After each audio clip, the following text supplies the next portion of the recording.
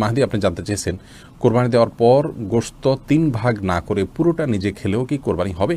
কোরবানি গোশত কি 3 ভাগ করে 1 ভাগ গরিবদের দেওয়া জরুরি, নাকি পুরোটা নিজেরাও খাওয়া যাবে? জামিল মাহদি, কোরবানির গোশতের 3 ভাগ করা এটা আবশ্যক নয়, মুস্তাহাব।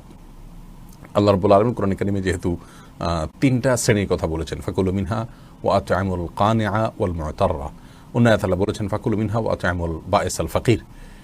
তো এই নির্দেশনাগুলো থেকে বোঝা যায় যে আল্লাহ রাব্বুল আলামিন 3টা শ্রেণীতে আমাদেরকে আপনার কোরবানি গোশতকে বন্টন করার জন্য নির্দেশনা দিয়েছেন, কিন্তু এটি কোনো আবশ্যিক নির্দেশ নয়। যার কারণে কেউ যদি এটাতে একটু হেরফের করেন, যেমন নিজে একটু বেশি রাখলেন, গরিবকে একটু কম দিলেন, অথবা গরিবকে একটু বেশি দিলেন, নিজে কম রাখলেন, অথবা সবগুলো গরিবকে দিয়ে দিলেন বা প্রতিবেশীকে দিয়ে দিলেন, তাতে কোরবানি হয়ে যাবে। একটু হেরফের করলেও কোরবানি হয়ে যাবে।